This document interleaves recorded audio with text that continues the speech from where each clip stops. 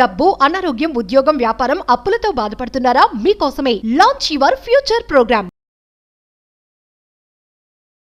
నమస్తే, welcome back to Suman TV. ప్రస్తుతం మనతో పాటు ఉన్నారు consumers affairs committee chairman Mandadi Krishna Reddy గారు. నమస్తే సార్. నమస్తే అమ్మా. సార్, పహల్గాం దాడి తర్వాత దేశ వ్యాప్తంగా చూసుకుంటే అందరూ కూడా భయాందోళన ఉన్నారు. ఎక్కడ ఎప్పుడు ఏం జరుగుతుంది అనే టెన్షన్ అయితే కనిపిస్తుంది. మరి హైదరాబాద్ లో కూడా ఉగ్రవాద పేలుళ్ళ ప్లానింగ్ ఉంటుంది, కుట్ర ఉంటుందని అంటున్నారు. ఒక్కసారి దాని గురించి మాట్లాడితే సార్. మనకు పహల్గాము జరిగినటువంటి దుర్ఘటన తర్వాత పాకిస్తాన్తో వారు ప్రారంభమవడం, ఒక వారం రోజుల తర్వాత అది సీజ్ ఫైర్గా ఆగిపోవడం మనకు తెలిసిన విషయమే. కానీ అక్కడ ఉన్నటువంటి ఉగ్రవాదుల శిబిరాలు మ్యాక్సిమంగా మట్టుబెట్టడం జరిగింది. ఇక్కడ కూడా ఎవరైతే దొంగచాటుగా ప్రవేశించి ఇక్కడ కశ్మీర్ లోపల, మిగతా లోయల లోపల దాక్కున్నటువంటి వాళ్ళ మీద కూడా రోజుకు 2, 3, 4 చొప్పున పట్టుకుంటున్నారు, కాల్ చేస్తున్నారు, లేక పట్టుకుంటున్నారు. రకరకాల పద్ధతుల్లో వాడు తీసుకొస్తున్నారు. అలా పట్టుబడ్డ వాళ్ళ దగ్గర నుంచి సమాచారం లాగితే హైదరాబాద్లో మూలాలు బయటపడ్డాయి. మనకు ఎక్కడ జరిగినా కూడా ఉగ్రవాదానికి సంబంధించినట్టు హైదరాబాద్లో ఏదో రకమైన మూలాలు ఉంటాం అనేది మొదటి నుంచి జరుగుతున్న విషయమే. కారణం ఏంటంటే ఇక్కడ కొంతమంది అసంతృప్తిగా ఉండడం దేశం మీద, ఈ దేశం కన్నా పాకిస్తాన్ ఏదో ఇంకా చాలా గొప్పది, లేకపోతే అది ఏదో ఇస్తుంది అన్నటువంటి భావాలు, భ్రమల్లో ఉండేటువంటి వాళ్ళు కొంతమంది ఉన్నారు.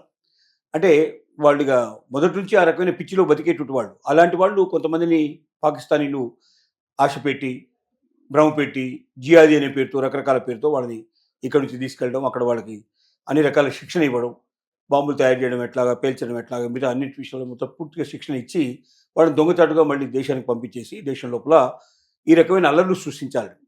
144 కోట్ల జనాభా ఉన్నటువంటి దేశంలో 10 మందో, 20 మందో, 25 మందో చనిపోయినంత మాత్రం ఈ దేశం ఆగిపోదు. దేశం ఎక్కడ కార్యక్రమాలు ఏమి నిలిచిపోవు, అభివృద్ధి అంతకన్నా ఆగిపోదు. కానీ ఇతర దేశాల దృష్టిలో ఇక్కడ ఎప్పుడు కూడా గొడవలు జరుగుతుంటాయి, ఇక్కడ ఏదో బాంబు ప్రయోగాలు జరుగుతుంటాయి, ఇక్కడికి వెళ్ళడం మంచిది కాదు, ఇక్కడ పెట్టుబడులు పెట్టడం మంచిది కాదు అని ఈ రకంగా చూపించి ఈ దేశాన్ని తక్కువ చేయడానికి, ఈ దేశం అభివృద్ధి కాకుండా చూడడానికి కొన్ని దుష్టశక్తులు ఎప్పుడు ప్రయత్నం చేస్తూనే ఉంటాయి.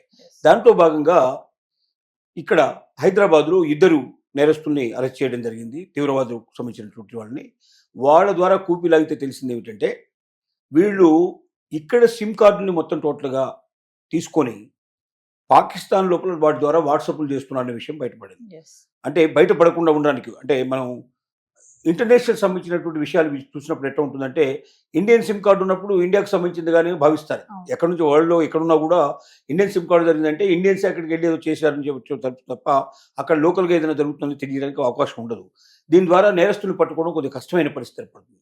కాబట్టి ఇండియన్ సిమ్ కార్డులను తీసుకెళ్లి పాకిస్తాన్లోనూ మిగతా చోట్ల ఉపయోగించి తీవ్రవాద కార్యకలాపాలను బాగా పెంచడానికి వాళ్ళు ప్రయత్నం చేస్తున్నారని వాళ్ళని పట్టుకున్నప్పుడు తెలిసింది అస్సాము, రాజస్థాను, తెలంగాణ ఈ 3 చోట్ల భారీ పేలుళ్ళకి కుట్ర చేశారు. అది అమలు జరగడానికి ఇంకా కొంత సమయం ఉంది. ఈ లోపుగానే అది బట్టబయలింది. దాని ద్వారా వాళ్ళని పట్టుకున్నారు. వాళ్ళని కూపిలాగితే 950కి పైగా సిమ్ కార్డులు ఇండియా నుంచి భారీ ఎత్తున తీసుకొని పాకిస్తాన్లో మిగతా ప్రదేశాల్లో వాళ్ళు ఈ తీవ్రవాదులంతా కూడా వాడుకుంటున్నారు అని చెప్పి అర్థమైంది. అంటే ఇప్పుడు ఆ సిమ్ కార్డులు ఏమిటి, వాటిన్నిటిని స్టాప్ చేసే ప్రయత్నం మళ్ళీ పడింది. ఎందుకంటే ఏమేమి సిమ్ కార్డులు అక్కడ ఉండే అవకాశాలు ఉన్నాయి, ఎలాంటి సిమ్ కార్డు నుంచి ఇలాంటి వర్తమానాలు వస్తున్నాయి. ఇప్పుడు దాన్ని ఏం చేస్తారంటే దాని మీద పూర్తిగా నిఘా పెడతారు. ఆ నిఘా ద్వారా ఇంటర్నేషనల్ కాల్స్ ఏమైనా మన సిమ్ కార్డు ద్వారా జరుగుతున్నాయి అనేది ఇప్పుడు పట్టుకుంటారు. అది పెద్ద కష్టమైన విషయం కాదు, పట్టుకుంటారు. తర్వాత వాళ్ళు ఆ సిమ్ కార్డుని ముందు స్టాప్ చేసేస్తారు. తర్వాత సిమ్ కార్డులు ఎవరమ్మారో తెలుసుకుంటారు, ఎవరెవరి ద్వారా నుంచి ప్రయాణం చేసో తెలుసుకుంటారు. వాళ్ళందరినీ కుప్పిలాగి బయటికి లాగుతారు. మనకు అదృష్టవశాత్తు ముందుగానే తెలిసింది కాబట్టి భారీ పేలుళ్ల లోపల ప్రాణ నష్టం జరగకుండా, ఇంకోటి జరగకుండా మనం కాపాడుకోగలిగాం. ఇది నిరంతరంగా జరుగుతున్న ప్రక్రియ. అయితే ఇప్పుడు పాకిస్తాన్తో యుద్ధం జరిగిన తర్వాత అక్కడ ఉన్నటువంటి తీవ్రవాద సంస్థలకు సంబంధించిన ఆస్తిపాస్తులన్నిటి కూడా అక్కడ నాశనం చేసిన తర్వాత ఇప్పటికైనా భారతదేశంలో ఉండేటువంటి ఎవరైనా ఇక్కడ కాస్తో కూస్తో ఈ దేశం గురించి దురభిప్రాయం ఉన్నవాళ్ళు, ఈ దేశం కన్నా మనకు అవతల దేశం చాలా గొప్పదని ఇప్పటిదాకా భావించిన వాళ్ళు మన పాకిస్తాను పైన మనం చేసినప్పుడు పాకిస్తాను ఏ ఒక్కరిని మన దగ్గర అసలు ఏ ఒక్కటి వాళ్ళకి సంబంధించింది ఇక్కడ పేలలేదు. అన్నిటినీ బార్డర్లో ఉండగానే పెంచి పారేస్తాం.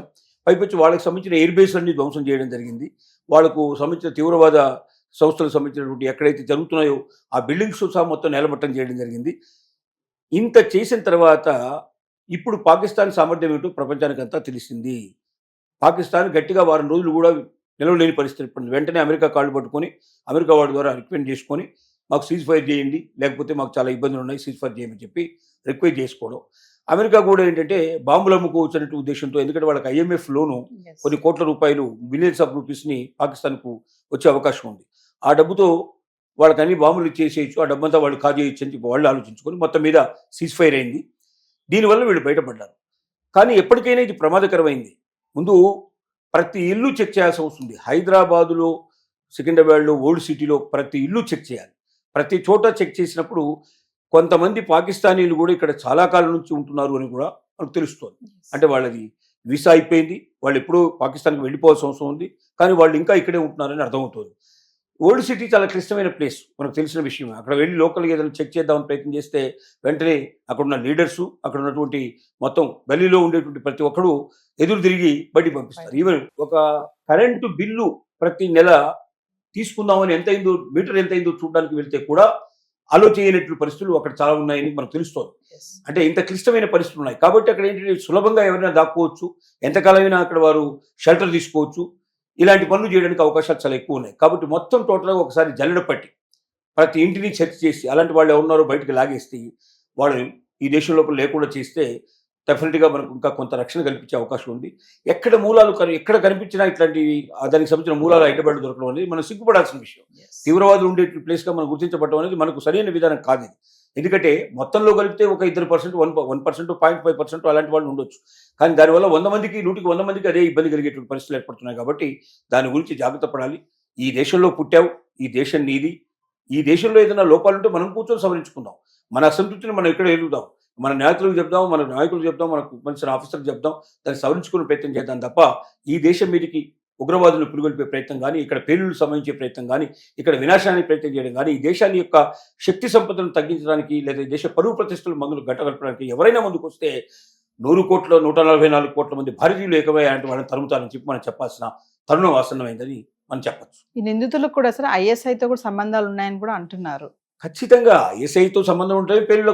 ఎందుకంటే Yes. ఎవరో ఉండకపోతే ఇప్పుడు బయట వీళ్ళకి సహాయం చేయకపోతే వీళ్ళు ఎలా అలా చేయగలుగుతారు? చేస్తారు. ఖచ్చితంగా వాళ్ళు వీళ్ళకి ట్రైనింగ్ ఇస్తారు. వీళ్ళందరికీ పాకిస్తాన్కి వెళ్ళి ట్రైనింగ్ ఇచ్చిన వాళ్ళు ఉన్నారు. అక్కడ ట్రైనింగ్ అయిపోతుంది. ట్రైనింగ్ అయిన తర్వాత మళ్ళీ ఇక్కడికి వాళ్ళని దొడ్డిదారిన లోపలికి పంపిస్తారు. Yes. తర్వాత వీళ్ళు ఇక్కడ కుట్రలకు పలుతారు. కాబట్టి ISIతో సంబంధం లేకుండా వీళ్ళు ఉండరు. కాకపోతే ISIలో రకరకాలుగా ఉగ్రవాదులకు సంబంధించిన సంస్థలు ఒక 7-8 ఉన్నాయి. ఆ సంస్థలు ఏదో ఒక సంస్థ అయి ఉండొచ్చు. Yes. కాబట్టి ఖచ్చితంగా దానికి సంబంధించిన మూలాలు అక్కడ ఉంటాయి.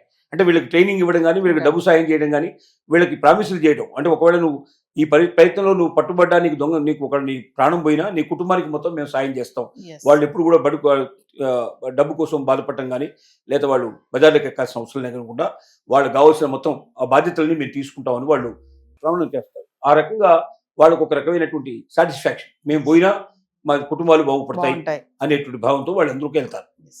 Thank you.